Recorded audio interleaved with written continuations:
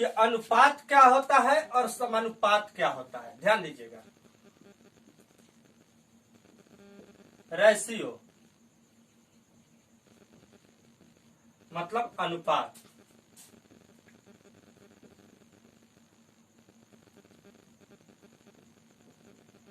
Proportion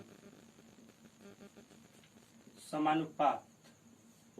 देखिए अनुपात और समानुपात, देखिए अनुपात जो होता है ना, अनुपात देखिए ए और बी, अनुपात जो होता है दो राशियों के बीच तुलनात्मक संबंध को हम लोग अनुपात कहते हैं। अनुपात का मतलब होता है कि दो राशियों के बीच तुलनात्मक संबंध को हम लोग अनुपात कहते हैं। जैसे मान लेते हैं कि ए और बी दो राशि है और इसके बीच जो तुलनात्मक संबंध बनता है वही हमारा अनुपात होता है। और अनुपात जो होता है, अनुपात को हमेशा दो बिंदु इंडिकेट करता है। तो देखिए इट इज इंडिकेटेड बाय दो बिंदु।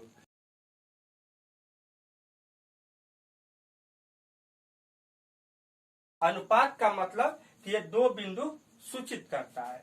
अब सवाल उठता है कि समानुपात, समानुपात क्या होता है। तो देखिए समानुपात, तो दो अनुपातों के बराबरी को समानुपात कहते हैं। क्या? दो अनुपातों के बराबरी को समानुपात कहते हैं। जैसे मान लेते हैं कि ए बी सी डी चार संख्या है। अब इसके बीच में जो अनुपात बनता है, जैसे देखिए ए अनुपात बी, और इसके बीच का जो बराबरी करता है जैसे सी अनुपात डी, तो ए अनुपात बी और सी अनुपात डी, और ये दोनों के बीच के बराबरी ये जो करता है यही हमारा समानुपात होता है। यही हमारा समानुपात होता है। अनुपात दो सजातीय राशियों के बीच तुलनात्मक संबंध अनुपात होता है, और दो अनुपातों के बराबरी को हम लोग समानुपात कहते हैं। बस समझ है ना। देखिए अब जब इस तरह से समानुपात बन गया तो अब यहां पर ध्यान दीजिएगा, क्या इसको हम लोग बोलेंगे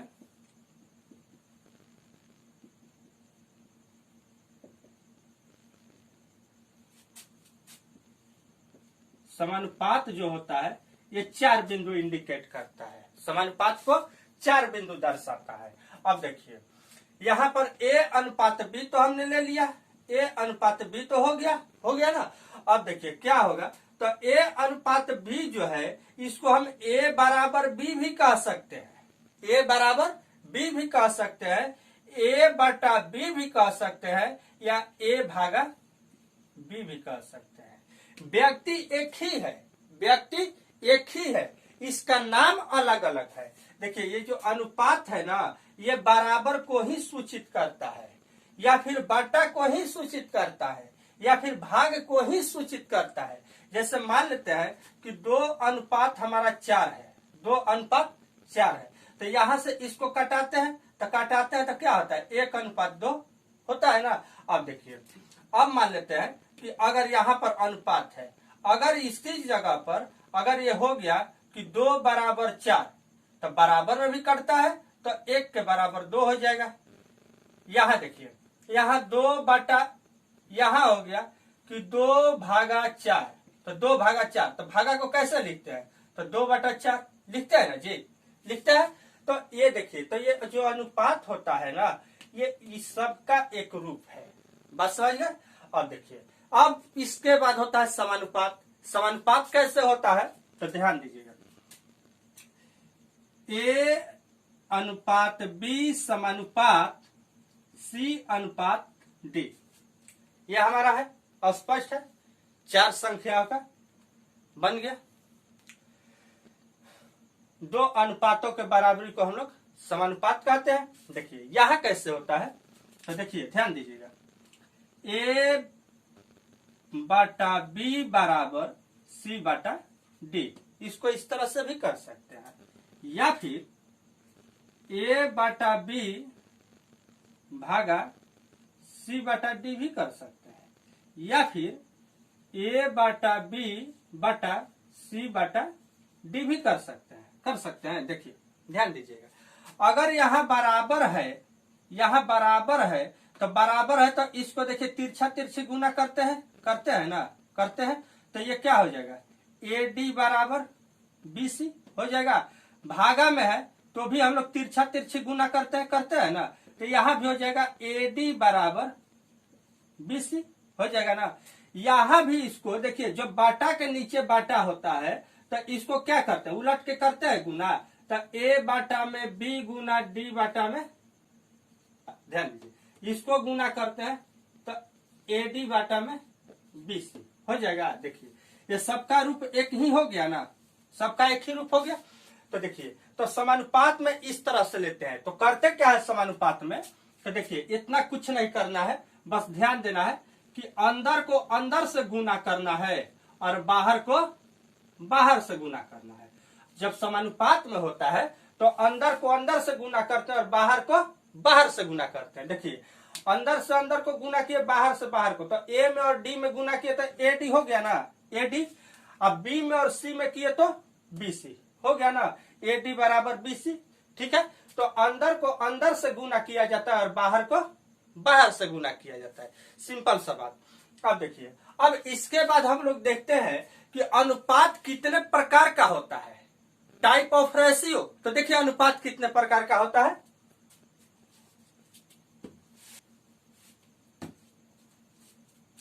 अनुपात कितने प्रकार का होता है। देखिए देखिए, ये छोटा छोटा जो बातें हैं ना, ये आप लोग को एग्जाम में इतना काम करेगा कि देखिए कोई भी जब बड़ा क्वेश्चन बनता है, ना, तो छोटा छोटा पार्ट को ही मिला करके एक बड़ा क्वेश्चन का निर्माण होता है। तो देखिए सबसे पहले हम लोग को छोटा पार्ट समझना बहुत जरूरी है। अगर हम छोटा पार्ट नहीं समझते हैं तो क्वेश्चन हमारा बड़ा हो जाएगा, और जब क्वेश्चन बड़ा होगा तो उसका हम कैलकुलेशन गड़बड़ा जाएंगे, कैलकुलेशन करेंगे तो बड़ा होगा। इसलिए छोटा पार्ट समझना बहुत जरूरी है। देखिए ध्यान दीजिएगा, सबसे पहले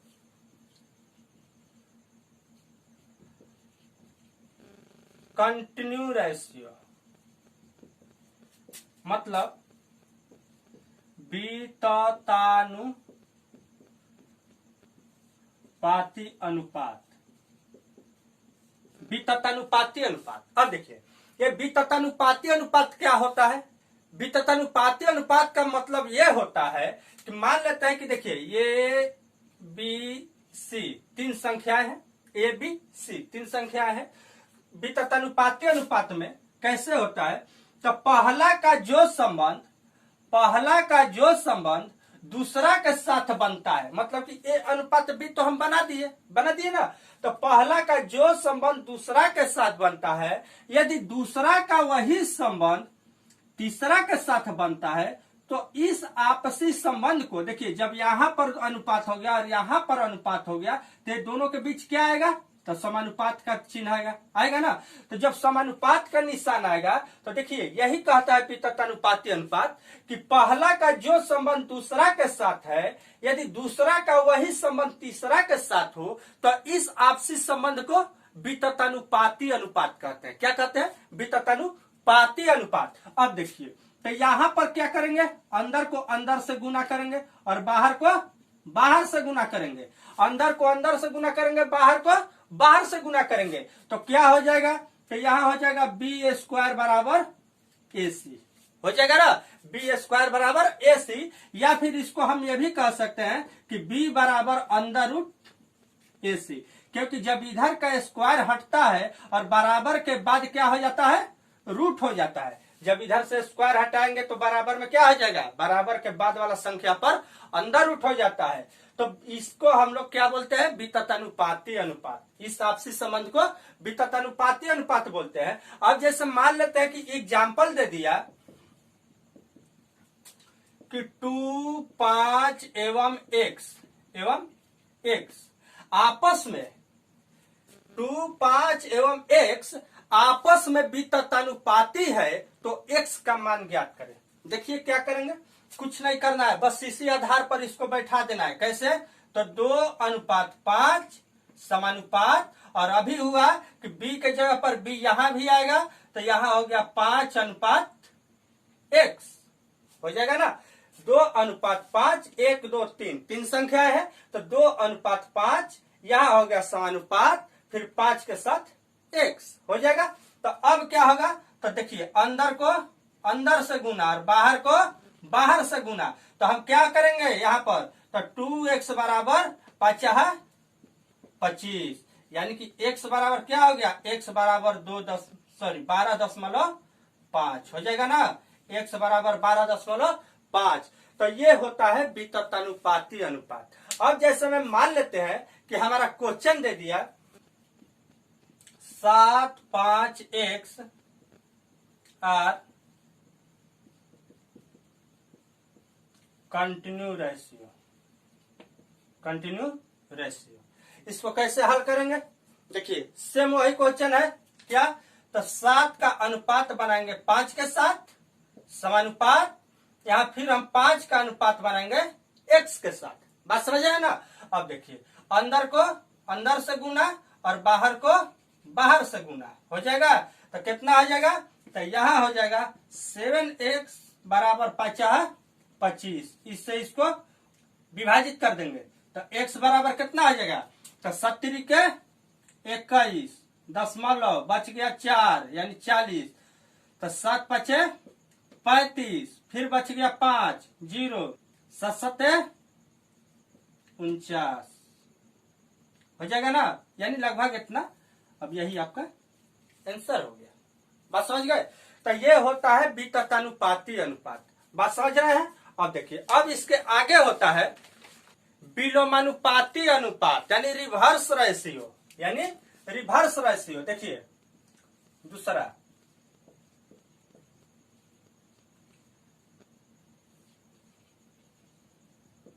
रिवर्स रेशियो।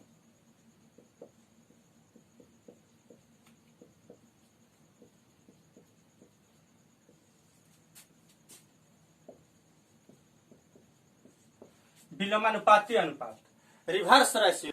अब मान लेते हैं कि संख्या दे दिया a अनुपात b, तो इसका रिवर्स रेशियो क्या होगा, तो रिवर्स रेशियो आपका हो जाएगा b अनुपात a, मतलब इसका उल्टा। देखिए कैसे, विलोमानुपाती का मतलब उल्टा, तो उल्टा कैसे यहाँ पर b अनुपात 1 हो गया, ध्यान दीजिए।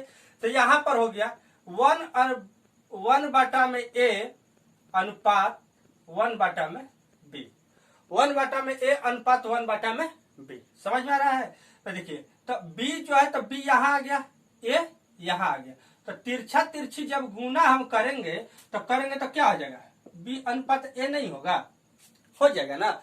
अब देखिए अब इसके जगह पर अगर दे दिया कि मान लेते हैं कि a अनुपात b अनुपात c, और इसका कह दिया रिवर्स रेशियो करने के लिए यानी विलोमानुपाती अनुपात, तो हम क्या करेंगे बाबू, तो यहाँ पर हम करेंगे, देखिए कुछ भी नहीं, बहुत ही सिंपल सा चीज है। रिवर्स मतलब विलोमानुपाती, इसका एकदम उल्टा कर देना। तो उल्टा का मतलब क्या, इस संख्या को उलट देना। तो संख्या को जब उल्टेंगे तो ये पता है ना कि हर संख्या के बाटा में एक छिपा हुआ रहता है ना, तो छिपा हुआ एक रहता है, तो इसी को उजागर करना है, इसी को क्या करना है, उजागर करना है, यानी जागरूक करना है।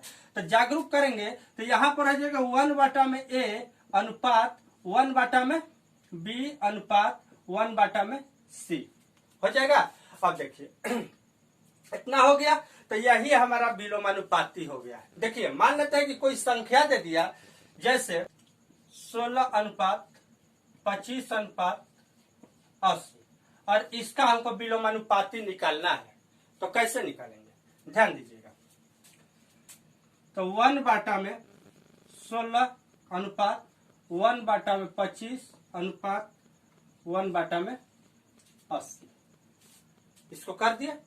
अब क्या करेंगे कि स्पष्ट रूप से इसका एलसीएम ले लेंगे, तो एलसीएम कितना हो जाएगा, तो एलसीएम हो जाएगा 400। देखिए एलसीएम कैसे निकाला जाता है, 80, क्या ये दोनों संख्या से 80 कटेगा, नहीं कटेगा। 8 दूनी 16 160 कटेगा, नहीं कटेगा, इससे नहीं कटेगा। 16 से तो कट जाएगा लेकिन 25 से नहीं कटेगा। इसलिए बड़ी संख्या को हम लोग बढ़ाते जाते हैं। कब तक बढ़ाएंगे कि जब तक ये संख्या से नहीं कट जाता है। जहां पर कटने वाला, जब सभी से कटने वाला संख्या मिल गया, वही हमारा एलसीएम हो जाता है। बात समझ रहे ना। तो अब देखिए तो यहाँ पर हो गया 400, क्योंकि 400 ये तीनों से कट जाएगा। तो 400 जब तीनों से कट जाएगा तो यहाँ देखिए 16 से, तो 16 से 400 कट जाएगा कितना बार में, 25 बार में। तो ये हो गया 25, 25 से कब बार में कट जाएगा, 16 बार में। यहाँ हो गया 16, 80 से कब बार में कट जाएगा, तो 8 5 40, 5 बार में। और यही जो है यही आपका विलोमानुपाती हो गया। बस समझ गए ना, यही आपका विलोमानुपाती हो गया। तो देखिए अगर इतना भी नहीं करते हैं तो डायरेक्ट क्या कीजिए कि डायरेक्ट इसका एलसीएम निकालिए। क्या निकालिए, एलसीएम निकालिए। कितना, 400, और यहाँ से इसको विभाजित कर दीजिए। इतना लिखने की भी जरूरत नहीं है क्योंकि एग्जाम में समय बचाइए, तो इतना लिखने का भी जरूरत नहीं है। तो क्या करेंगे, 16 से कितने बार में, 25 बार में, 25 हो गया। 25 से कितने बार में, 16 बार में हो गया। 80 से कितने बार में, 8 5 40, 5 बार में। यानी कि यही आपका आंसर हो गया। बात समझ गए। तो बाबू मेरे जब ये तुम पार्ट नहीं जानोगे कि आखिर विलोमानुपाती क्या होता है, कैसे होता है, तो कैसे तुम डायरेक्ट निकाल सकते हो, नहीं निकाल सकते हो। बात समझ गए। अब देखिए अब इसके बाद में आता है, अब इसके बाद में आता है डुप्लीकेट रेशियो, तीसरा।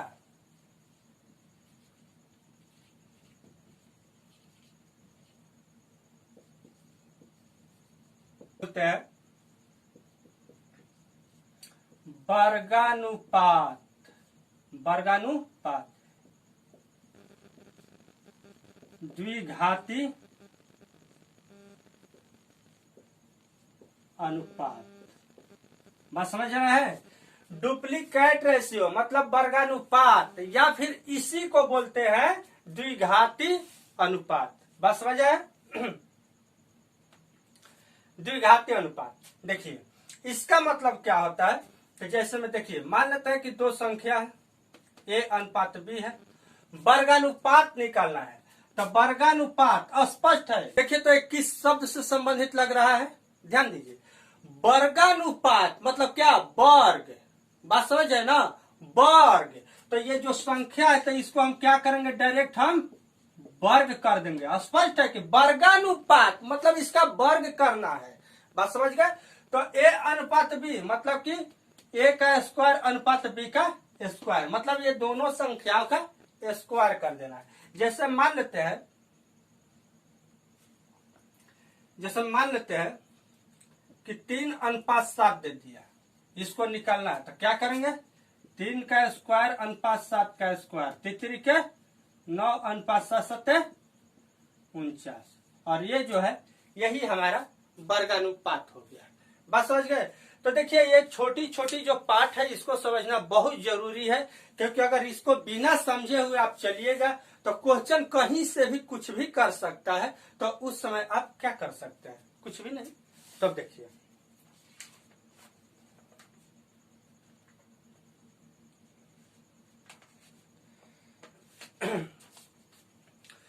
तो देखिए अब हम क्या करेंगे कि मान लेते हैं कि इसके जगह पर अगर एक क्वेश्चन दे देता है,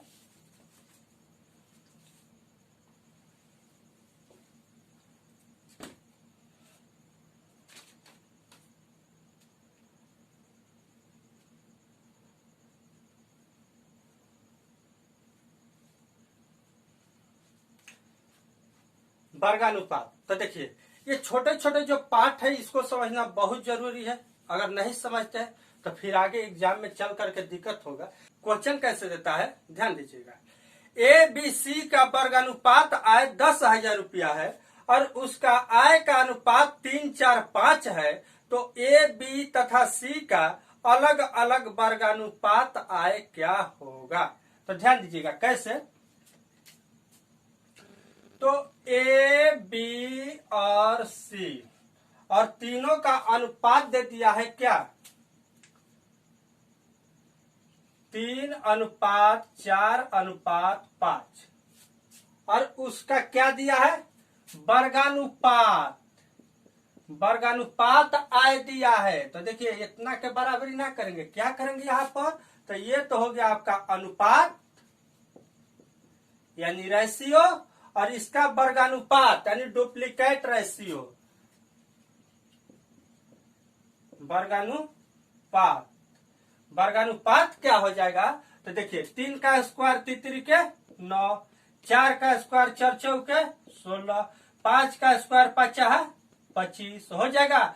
अब इसके बराबर में क्या दिया है, तो तीनों का आय दिया है कितना, 10,000 रुपया। यही दिया है ना, तीनों का आय दिया है 10,000 रुपया। बात समझ रहे हैं। तो ये तीनों का आय है, तो क्या करेंगे कि हम ये तीनों को आपस में पहले जोड़ लेंगे। तो ये कितना आ जाएगा, तो 16 और 9 25 और 25 50, यानी अनुपात 50 के बराबर 10,000 रुपया। तो 1 के बराबर क्या होगा, तो अनुपात 1 के बराबर आपका हो जाएगा 200 रुपया। हो जाएगा ना, अनुपात 1 के बराबर 200 रुपया। तो ए बी सी तीनों का वर्गानुपात आय कह रहा है, तो क्या करेंगे, 200 में और 9 में करेंगे, तो 9 दूनी 18, मतलब 1800 हो जाएगा। 16 दूनी 32, बी का हो गया 3200, और सी का हो गया 25 दूनी 50, सी का हो गया 5,000 रुपया। तीनों को जोड़ के देखिए 10,000 हो रहा है, बिल्कुल होगा। अब इसके बाद में आता है सब डुप्लीकेट रेशियो। सब डुप्लीकेट रेशियो क्या होता है, ध्यान दीजिएगा। मूलानुपात, सब डुप्लीकेट रेशियो यानी वर्गमूलानुपात। देखिए वर्गमूलानुपात, ध्यान दीजिएगा, ए अनुपात बी, और इसको क्या निकालना है, सब डुप्लीकेट रेशियो यानी वर्गमूलानुपात निकालना है। तो वर्ग, देखिए वर्गानुपात तो स्पष्ट है कि उसका वर्ग हो गया, लेकिन वर्गमूलानुपात यानी वर्गमूल, वर्गमूला मतलब वर्गमूल, बात समझ है ना। तो हम क्या करेंगे, तो अंडर रूट ए अनुपात अंडर रूट बी, बात समझ गए। तो इसमें हम लोग क्या करेंगे कि जो भी संख्या होगा उसका हम लोग क्या करेंगे, वर्गमूल निकाल देंगे। जैसे मान लेते हैं कि हमारा संख्या दे दिया 144 अनुपात 49, और इसका क्या निकालना है, सब डुप्लीकेट रेशियो निकालना है। तो हम क्या करेंगे कि अंडर रूट 144 अनुपात अंडर रूट 49, यानी ये हो गया आपका 12 अनुपात, ये हो गया 49, यानी कि 7, 12 अनुपात 7। बात समझिए ना। तो ये होता है हमारा सब डुप्लीकेट रेशियो, ठीक है। अब देखिए, अब इसके आगे हम लोग देखते हैं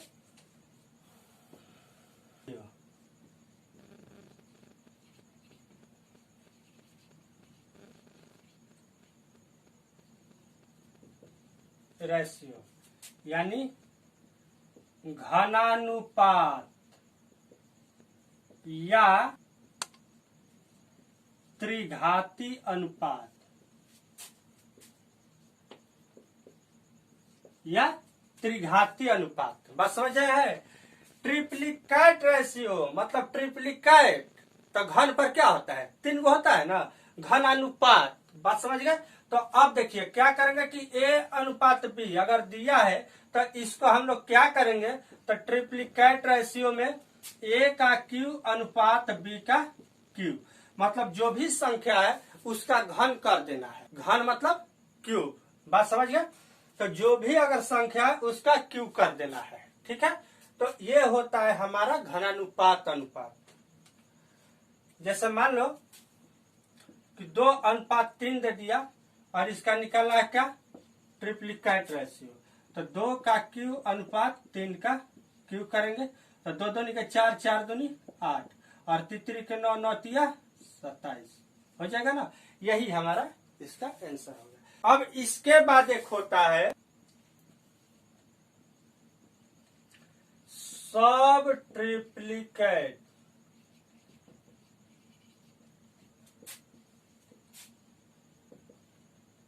कैट रेशियो यानी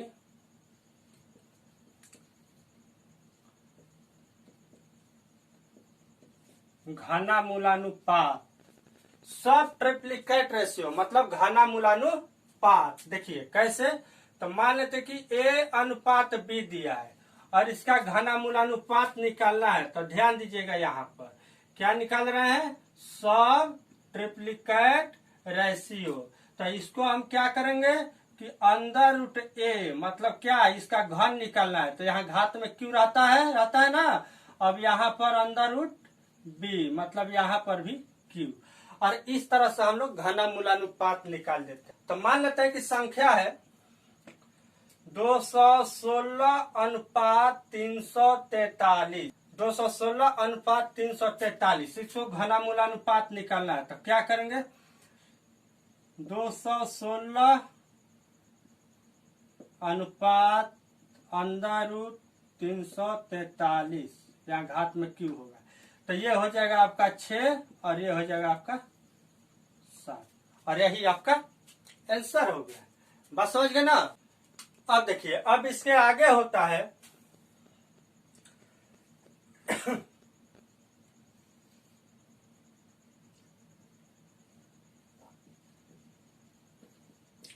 कंपाउंड रेशियो, मतलब मिश्र अनुपात। मिश्र अनुपात, या इसको आप बोल सकते हैं जटिल अनुपात। बात ध्यान दीजिएगा, कंपाउंड रेशियो, मिश्र अनुपात, या फिर इसको हम लोग बोलते हैं जटिल अनुपात। बात समझे ना। देखिए, तो मिश्र अनुपात क्या होता है, थोड़ा ध्यान समझिएगा। जैसे में मान लेते हैं कि अगर संख्या दे दिया A अनुपात B, B अनुपात C, A अनुपात B, B अनुपात C, तो देखिए कंपाउंड रेशियो में क्या हो जाएगा, A बटा B गुना B बटा C, A बटा B गुना B बटा C। देखिए, अब मान लेते हैं कि अगर इसके जगह पर आपको दे दिया कि A अनुपात B, B अनुपात C, C अनुपात D, तो क्या करेंगे, तो यहां हो गया आपका A बाटा में B गुना B बाटा में C गुना C बाटा में D। अभी हम बताएं कि अनुपात का मतलब बट्टा भी होता है, बता है ना। तो अनुपात का मतलब बट्टा होता है, तो इसको क्या करेंगे कि A बटा में B कर देंगे, और यहाँ पर जो है स्पेस, यहाँ पर हम गुणा का निशान कर देंगे। B अनुपात C हो जाएगा, मतलब B बटा C, फिर गुना C बटा D। ठीक है। देखिए एग्जाम्पल कैसे इसका देता है, कैसे इसका क्वेश्चन होता है, ध्यान दीजिएगा कि एग्जाम्पल के रूप में अगर हम ले लेते हैं A अनुपात B बराबर 3 अनुपात 4, B अनुपात C बराबर 5 अनुपात 7, तथा C अनुपात D बराबर आपका दे दिया 8 अनुपात 9 हो, तो A अनुपात D बराबर वाट। इस तरह का क्वेश्चन आप लोग देखे होंगे, अगर तैयारी करते हैं तो इस तरह का क्वेश्चन देखे होंगे। क्या करना है, A अनुपात B का मान इतना दे दिया, B अनुपात C का मान इतना दे दिया, तथा C अनुपात D का मान इतना दे दिया, और निकालना क्या है, A अनुपात D का मान, A अनुपात D का मान। कुछ नहीं करना है, बस इसी तरह से बैठा दें। देखिए A अनुपात B, B अनुपात C, C अनुपात D, मतलब क्या, A बटा में B, B बटा में C, C बटा में D। A अनुपात B दे दिया, B अनुपात C दे दिया, C अनुपात D दे दिया ना। और डायरेक्ट आपका कहां से कहां तक पूछेगा, यहां से लेकर के यहां तक पूछ दिया, या फिर यहां से यहां तक, B से C तक। बस समझ गए। अगर 2 में रहेगा तो B से C तक, 3 में रहेगा तो मतलब जहां तक रहेगा वहां तक का ये पूछ सकता है। बात ध्यान दीजिएगा। हम क्या करेंगे कि यहां पर हो गया 3 बटा में 4 गुना 5 बटा में 7 गुना, आगे हो गया 8 बटा में 9 हो गया। ये देखिए विभाजित होने लायक है 3 के 9, 4 दूनी 8, जो कटेगा उसको कटा देंगे, जो कटेगा उसको कटा देंगे, है ना। तो अब देखिए यहाँ और कटेगा, नहीं कटेगा, तो यहाँ हो गया 5 दूनी 10 बटा में, यहाँ कितना होगा 70 के 21, यानी कि 10 अनुपात 21 इसका आंसर हो गया। तो इस तरह से हम लोग कंपाउंड रेशियो को निकालते हैं। अब इसके बाद में होता है मेन प्रोपोर्शन।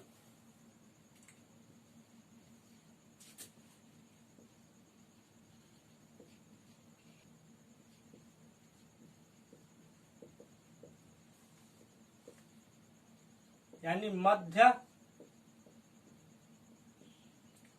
समानुपाती। मध्य समानुपाती, देखिए मध्य समानुपाती क्या होता है। तो मान लेते हैं कि A अनुपात B है और मध्य समानुपाती निकालना है, तो क्या करेंगे, तो अंडर रूट AB, मतलब दोनों को गुणा करके और उसका वर्गमूल निकाल देंगे। दोनों संख्या को आपस में गुणा करके उसका वर्गमूल निकाल देंगे। ये होता है मध्य समानुपाती। अब इसके आगे होता है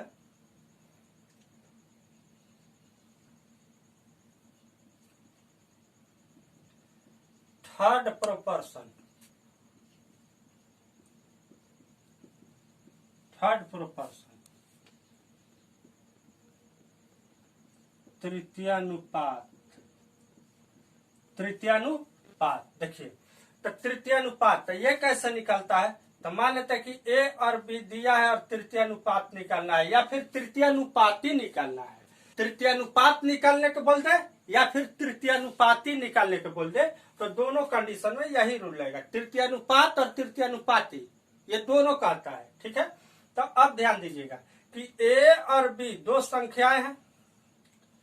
A और B दो संख्याएं है ना, और इसको तृतीयानुपाती निकालने का रहा है, तो क्या करेंगे, B स्क्वायर बाटा में A कर देंगे। B स्क्वायर बाटा में A कर देंगे। देखिए A अनुपात B समानुपात B अनुपात C करेंगे ना, तो देखिए इसमें दुइये गुना अनुपात है, A और B दुइये गुना है, और तीसरा निकालना है। तो देखिए अंदर को अंदर से गुना करेंगे और बाहर को बाहर से गुना करेंगे। तो जब तीसरा निकालना है तो C बराबर क्या हो जाएगा, B स्क्वायर बाटा में A नहीं होगा, B स्क्वायर बाटा में A। बस वही चीज यहाँ पर है, तृतीयानुपाती, बस वही सेम चीज है कि A और B दिया है, तो क्या करना है, B का स्क्वायर बाटा में A, तक तृतीयानुपाती अपने आप निकल जाएगा। बस समझ गए।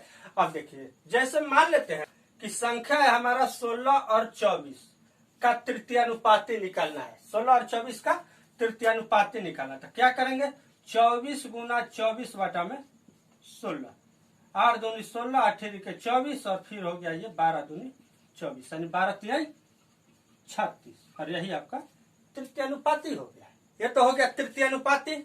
इसके बाद होता है तृतीयानुपात के बाद में एक और होता है चतुर्थानुपात। तो देखिए चतुर्थानुपात कैसे निकलता है। तो मान लेते हैं कि संख्या हमारा दिया है कि 12, 14 और 24, 12, 14 और 24 संख्या दिया है, और दे दिया इतना का चतुर्थानुपात ज्ञात करें। चतुर्थानुपात ज्ञात करें। देखिए तो क्या करेंगे, चतुर्थानुपात 12 अनुपात 14 समानुपात 24 अनुपात क्या लेंगे, मान लेते हैं x ले लेते हैं, इसके जगह पर x ले लेते हैं। देखिए तो तृतीयानुपात में b यहाँ और यहाँ दोनों जगह होता है, लेकिन चतुर्थानुपात में तो 4 संख्या तो हो गया। तो 4 संख्या में से 3 संख्या आपका दिया रहेगा और एक आपका निकालना है। तो अंदर को अंदर से गुना और बाहर को बाहर से गुना करते हैं ना। तो जब इतना करते हैं तो क्या हो जाएगा, तो यहाँ हो जाएगा x बराबर 14 गुना 24 बाटा में 12, यानी 12 दूनी 24, और ये हो गया कितना, 14 दूनी 28। ये आपका चतुर्थानुपात हो गया। तो ये आपका चतुर्थानुपात हो गया।